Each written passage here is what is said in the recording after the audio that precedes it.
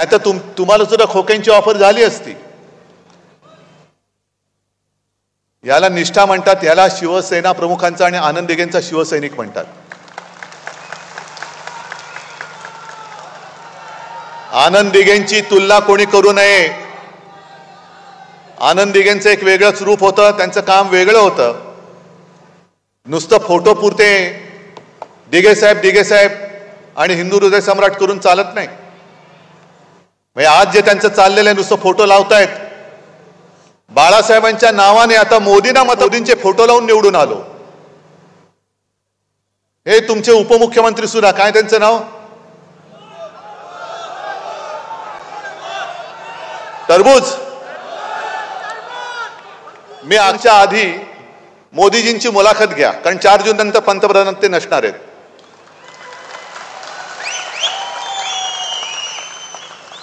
आणि 4 जूनच्या आधी मुलाखत घेतल्यानंतर त्या मुलाखतीत एक प्रश्न जरूर विचारा, जसा तुम्ही गेल्या मुलाखतीत विचारला होता की तुम्ही आंबा कसा खाता,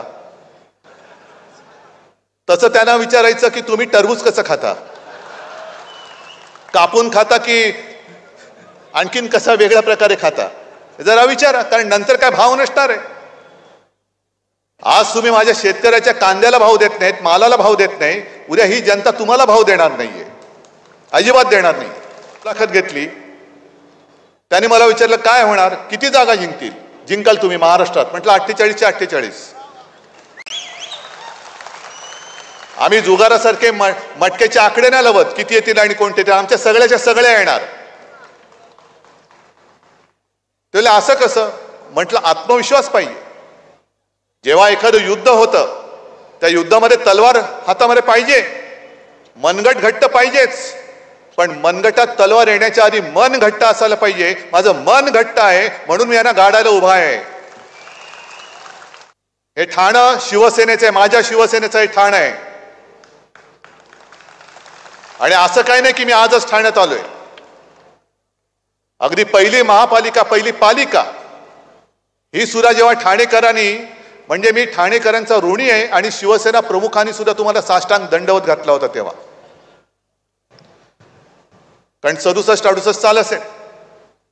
पहिल्या प्रथम विजयाचं माप कोणी जर का शिवसेनेच्या पदरात टाकलं असेल ते माझ्या ठाणेकरांनी टाकलेलं आहे. आणि मला आठवत आहे की 2012च्या महापालिका निवडणुका फेब्रुवारीमध्ये झाल्या. शिवसेना प्रमुखांची तब्येत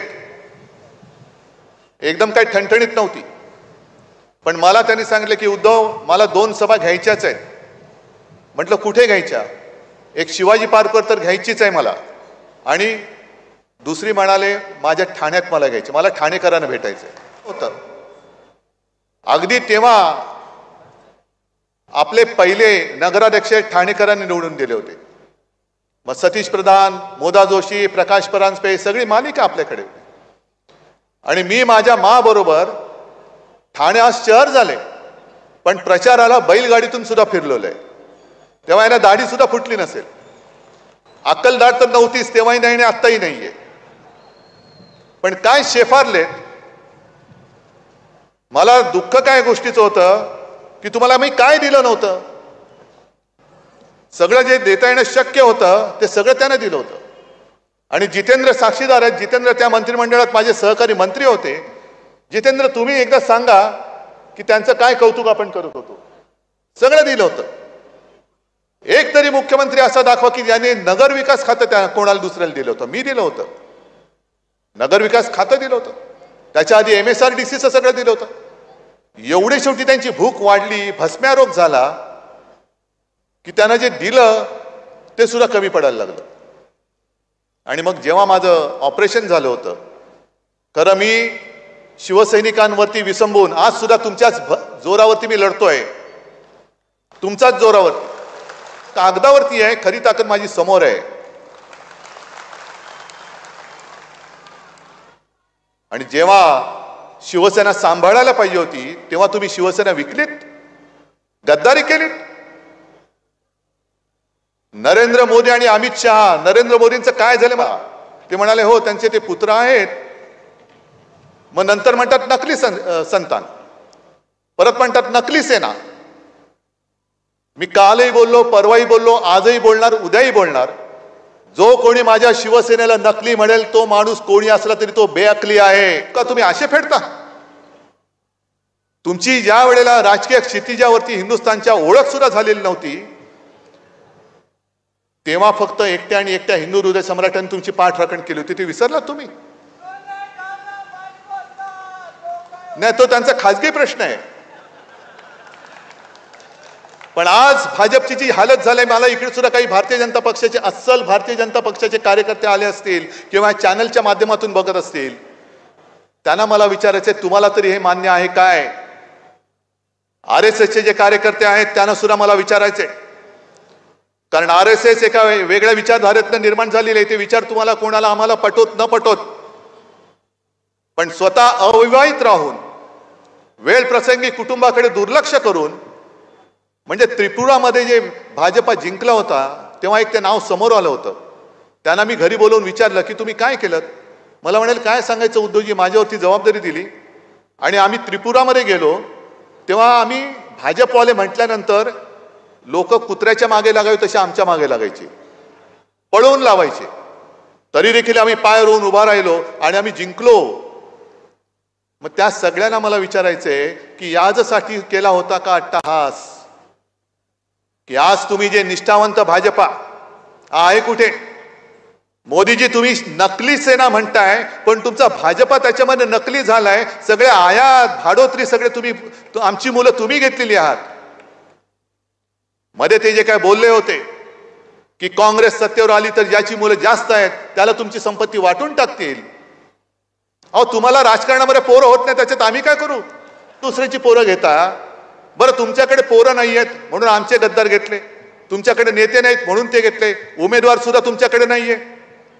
काय झालं असतं, इकडनं एखादा चांगला भाजपचा कार्यकर्ता दिला असता तर लढाईला मजा तरी आली असती. द्यायचा होता भाजपचा कार्यकर्ता.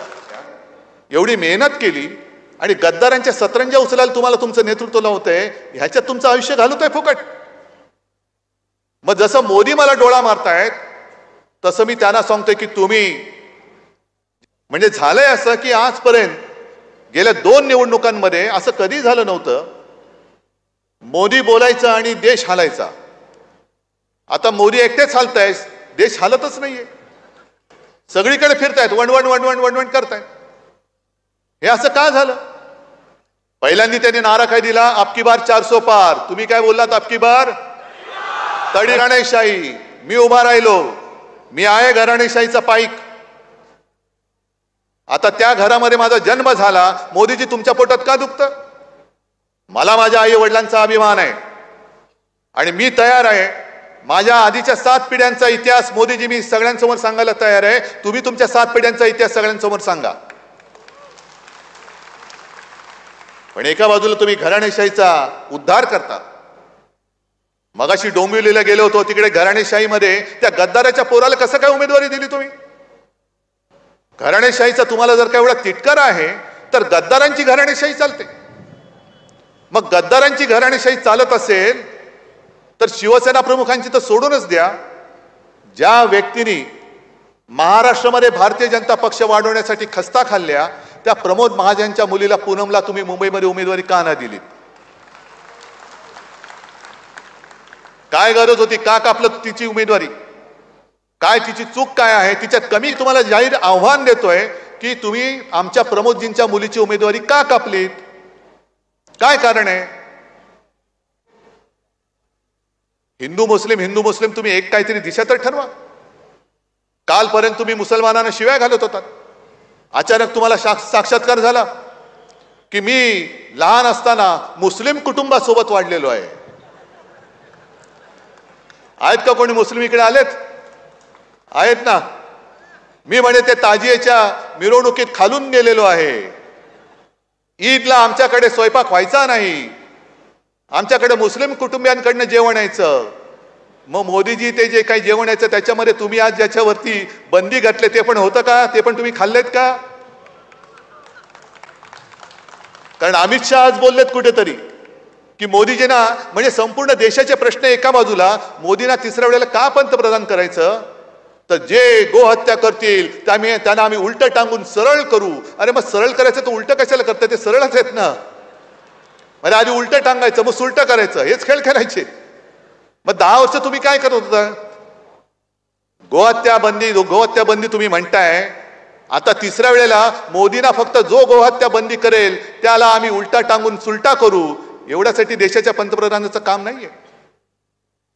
तुम्ही गोमाता माना जरूर माना, पण त्याच्या आधी माझ्या मातेच्या रक्षणाचं काय ते तुम्ही मला पहिले सांगा. काय लिहिले सावरकरांनी गायीबद्दल? तुम्ही गायीबद्दल काय बोलता? महागाईवरती का नाही बोलत? महागाईने सगळे त्रस्त आहेत, जनता आक्रोश करते. पण त्याच्याबद्दल 25 सभा मोदींनी महाराष्ट्रामध्ये घेतल्या, पण या 25 सभेमध्ये मोदींनी जर रडायला लागलं तर त्याला भूक लागलेली असते म्हणून रडते. नाही, भूकेला अन्न नाही द्यायचं, त्याला भूताची भीती दाखवून झोपवायचं. आता मूल रडते, त्याच्या पोटामध्ये अन्नाचा कण नाही. 10 वर्ष तुम्ही तुमचे सगळे बँक अकाउंट सगळे फुगले, पण त्याच्या पोटामध्ये अन्नाचे 2 घास गेलेले नाहीयेत. तो भुकेने कळवळतोय, भुकेने रडतोय. बघ भूत येईल हे काय करतोय. कारण मी जे बोलतोय तुमच्या समोर बोलतो, चूक असेल तर तुम्ही इथेच सांगा मी चूक बोलतोय. तुम्ही आज किती वर्ष महाराष्ट्रात राहतात मला माहिती नाहीये, पण जे मी बोलतोय तळमळीने, उद्या इंडिया आघाडीचं सरकार आल्यानंतर गुजरातचं जे हक्काचं असेल ते आम्ही देऊच. गुजरातबद्दल माझ्या मनात आकस नाही, गुजरात सुद्धा माझाच आहे. पण मोदीजी हक्काची रोजी रोटी तुम्ही गुजरातला घेऊन जाताय. काय महाराष्ट्राने पाप काय केले? आणि हा आम्ही प्रश्न विचारल्यानंतर, हा मुद्दा घेतल्यानंतर त्या मुद्द्याला उत्तर नाहीये. मग फडणवीस काय म्हणतात? गुजरात काय पाकिस्तानात आहे काय? मग देवेंद्रजी, माझा महाराष्ट्र काय अफगाणिस्तानात आहे? हा, गुजरात पाकिस्तानमध्ये नाही मला माहिती आहे, पण महाराष्ट्राने काय तुमचं घोडं मारलंय? तुमचं घोडं आम्ही अडवलंय. तुमचं वारू जे उधळलं होतं 400 पार, तो घोडा नव्हताच, ते खेचर होतं, ते आम्ही अडवलं. गो बॅक, जा महाराष्ट्रात. सगळं गुजरातला आणि गुजरात आणि संपूर्ण देशामध्ये मोदीजी तुम्ही भिंत उभी करताय. ही भिंत हे पंतप्रधानाचं काम नाहीये, तुम्ही देशाचे पंतप्रधान आहात. आज शरम एका गोष्टीची वाटते की काल माझी सुद्धा सभा नाशिकला होती, दुसऱ्या बाजूला मोदींची सभा होती नाशिक जिल्ह्यात, आणि त्या जिल्ह्यामध्ये कांद्याचा प्रश्न बिकट आहे.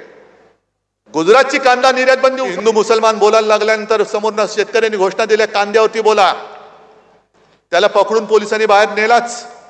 पण मोदीजीने काय केलं? घोषणा द्यायला लागले, भारत माता की जय, भारत माता की जय. मग मला मोदीजींना विचारायचंय, मोदीजी तुमची भारत माता नेमकी आहे कुठे? तुमची भारत माता आहे कुठे? ही माझी भारत माता माझ्या समोर बसलेली, ही माझी भारत माता फक्त चित्रामध्ये? माझी भारत माता समोर जिवंत तुमच्याकडनं अपेक्षा करते, आक्रोश करते. शेतकरी आक्रोश करतायत, महिला आक्रोश करतायत. गुजरात जर का पाकिस्तानमध्ये नसेल तर काय मणिपूर पाकिस्तानमध्ये? मग तिथे ज्या काय महिलांच्या धिंडा काढल्या गेल्या ती भारत माता नाहीये. नुसतं आपलं काहीतरी राष्ट्रीयत्वाचं प्रेम आणायचं. अहो मोदीजी, तुमचे सगळे जण हे स्वातंत्र्य लढत होते कुठे? आणि भारत मातेचं प्रेम तुम्ही आम्हाला शिकवता. आम्ही जनतेमध्ये जेव्हा जातो, एकतर हे जेव्हा फिरतात संपूर्ण लवाजमा असतो यांच्याबरोबर. आपले शिवसेना प्रमुख जे बोलायचे की निवडणूक आल्यानंतर कोणी पंतप्रधान असता कामा त्यांनी राजीनामा दिला पाहिजे आणि देशात राष्ट्रपती राजवट लागली पाहिजे. कारण तुम्ही पंतप्रधान म्हणून फिरणार, तुम्ही देशाचे पंतप्रधान, तुमच्या पक्षाचा प्रचार करणार. मग इकडे येऊन तुम्ही गद्दाराचा प्रचार करणार असाल तर माझ्या राजांचा प्रचार का नाही करायला येत? तुम्ही देशाच्या आत ना, गेल्या वेळेला राजांनी सुद्धा तुम्हाला पाठिंबा दिला होता. पण तुम्ही सगळा लवाजमा म्हणजे येतील, विमानाने आले तर एअरफील्ड बंद, रस्त्याने जाणार तो रस्ता बंद. मोदीजी तुम्ही कसला तमाशा केलात? काल कल्याणमध्ये अघोषित शो केला.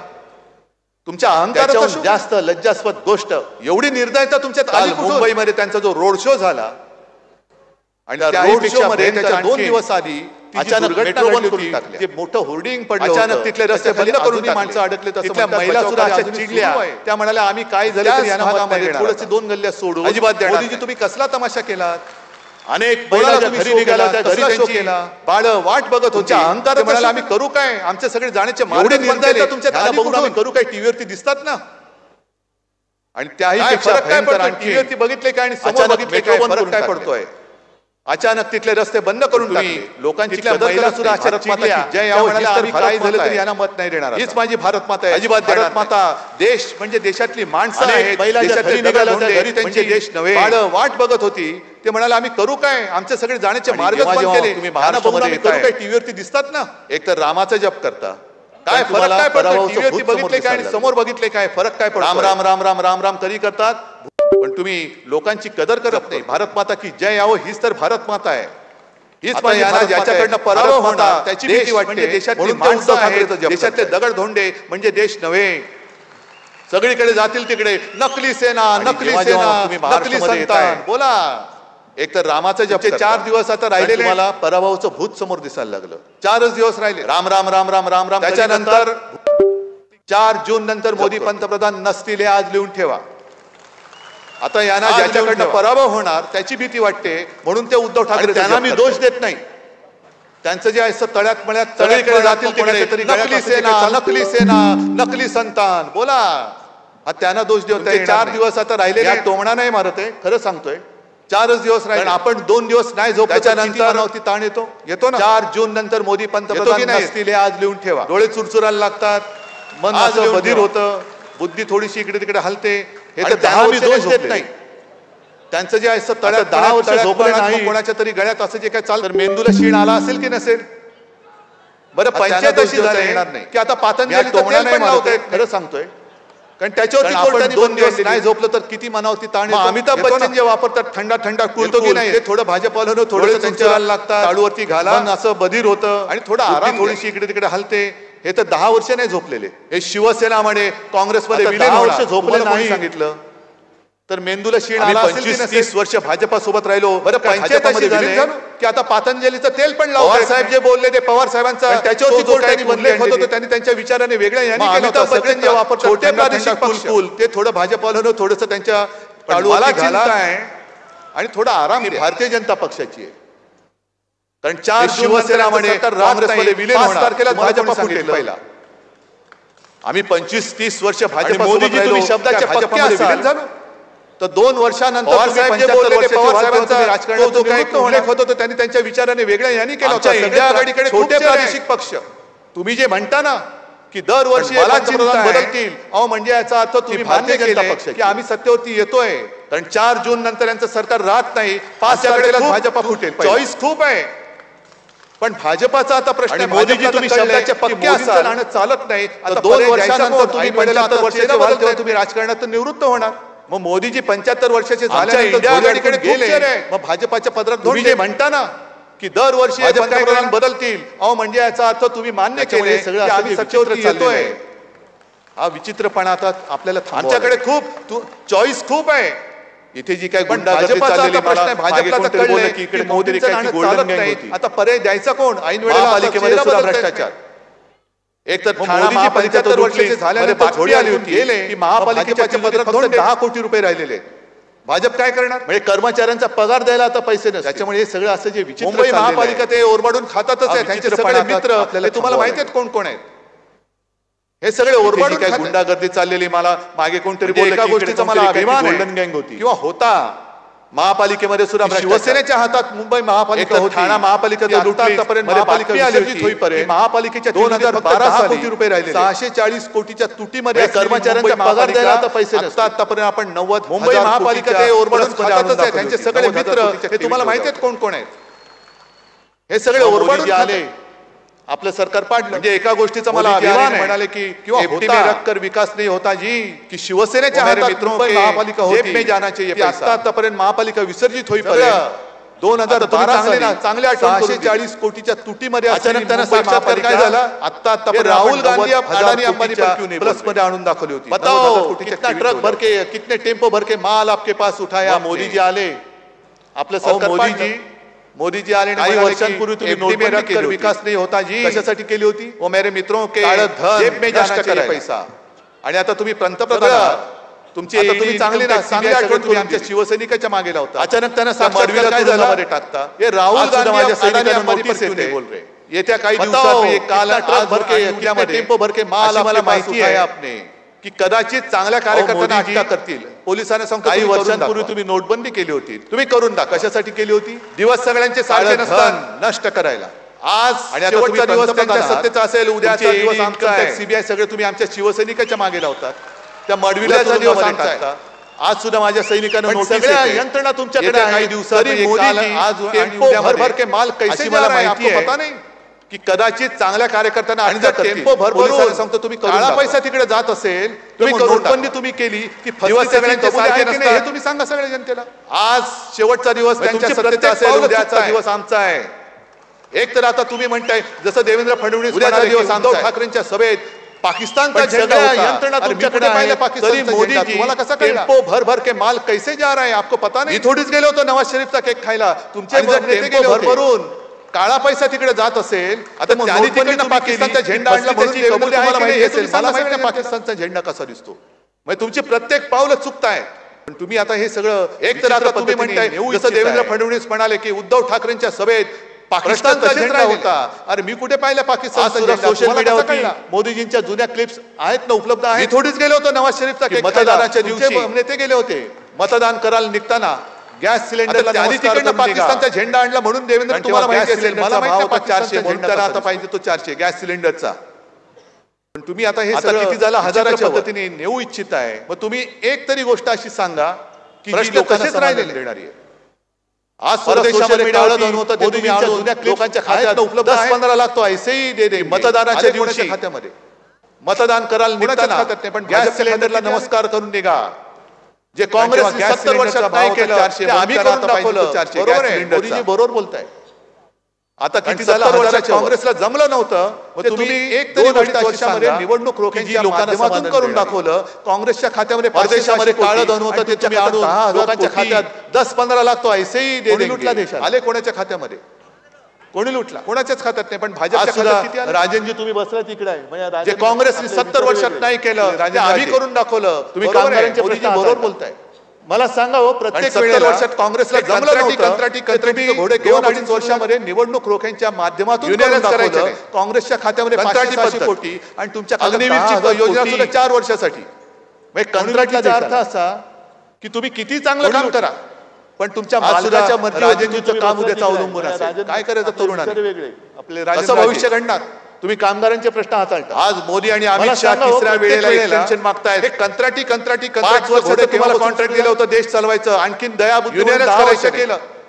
कंत्राटी चालू शकला देश आता पुढची अग्निवीरची योजना सुद्धा 4 वर्षासाठी तुम्हाला दिलं होतं 4 तारखेला आम्ही हे कंत्राट किती चांगलं काम करा पण तुमच्या मालकाच्या मर्जीवर तुमचं काम उद्याचं अवलंबून असेल काय करायचं तरुणांना सगळे जे काही कामगार काही भविष्य घडत होतात आणि काही आणले आज मोदी आणि अमित शहा तिसऱ्या वेळेला एक्सटेन्शन मागतायत कामगारांचं 5 वर्षाचं तुम्हाला कॉन्ट्रॅक्ट दिलं होतं देश चालवायचं त्याही वेळेला 10 वर्ष केलं की उद्धवजी आपल्या देशामध्ये शकला देश आता पुढची 5 वर्ष काम मागताय कंत्राटी पद्धतीने तुम्हाला दिलं होतं या 4 तारखेला आम्ही 60% करत आहोत आम्ही एक 93% कामगार हा असंघटित आहे सगळे जे काही कामगार आपल्या देशाचा औद्योगिक चेहरा हा माझा शेतमजूर का नाही होत सगळे उद्योगपती टाटा बिर्ला हे का होत कामगारांचं हित काय 60% वाले मला त्याही वेळेला हे सांगायचे उद्धवजी आपल्या देशामध्ये तर तुम्ही त्याला दिल्लीमध्ये प्रवेश कामगार हा ऑर्गनाइज्ड आहे हमी भाव देणार तुम्हीच बोलला होता आणि तो हमी भाव कधी देणार अजून मिळत का नाही हे विचारायला जेव्हा माझा 93% कामगार असंघटित आहे राजधानीमध्ये आपल्या देशाचा औद्योगिक चेहरा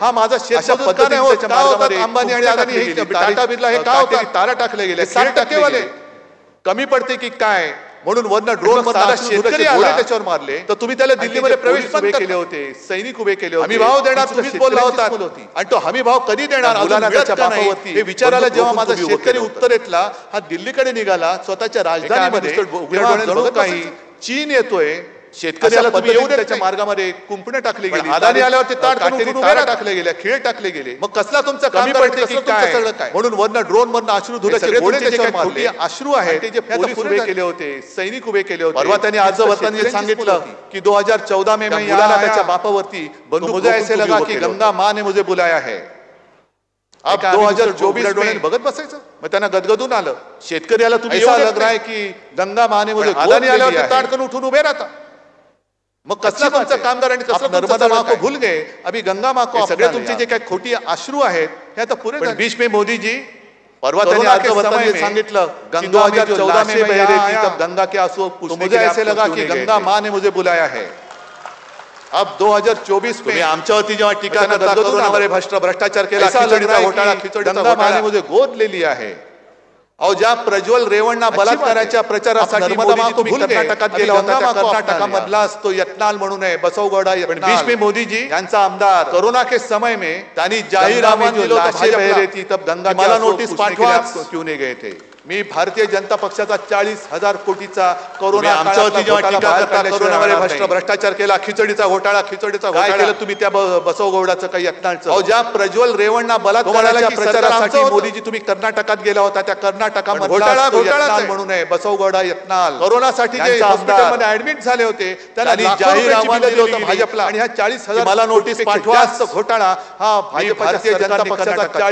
40,000 कोटीचा कोरोना काळातला घोटाळा बाहेर काढला खिचडी खाल्ली काय केलं तुम्ही त्या बसवगौडाचं एकाही मृतदेहाची विटा म्हणाला की सरकार आमचं होतं हे मोदीजी लक्षात घ्या पण घोटाळाच आहे तो राज कोरोनासाठी जे हॉस्पिटलमध्ये ऍडमिट झाले होते तुम्ही लाखो रुपयाची बिलं दिली गेली आणि ह्या 40,000 गंगा मैली मोदीजी आपने की है हा भाजपच्या गंगेचा अपमान तुम्ही केलेला आहात त्या मृतदेहाची विटंबना तुम्ही केलेली आहे खिचडी खाल्ली लोकांना कशाला मग तुमच्या माझ्या महाराष्ट्रामध्ये सर्वांच्या गंगा जमुना या डोळ्यात काही मृतदेहाची विटंबना आम्ही होऊ दिली नव्हती सगळी थापेबाजी लक्षात घ्या सगळे जुमलेबाजी आहे आणि तो राज कपूरचा पिक्चर होता ना राम तेरी गंगा मैली ते तुम्ही केलीत की आता देशाला एका गंगा मैली मोदीजी आपने की है आपल्याला परवडणार नाही तुम्ही गंगेचा अपमान तुम्ही केलेला तुम्ही आम्हाला घराणेशाहीवर विटंबना तू पण इकडे आणि लोकांना कशाला मला सांगतात तुमच्या मला आदित्यला मुख्यमंत्री करायचंय पवार जमुना या डोळ्यात काय करायचंय अरे मुलांना आमच्या करायचं की नाही आमची थापेबाजी ठरवतील ना हे सगळे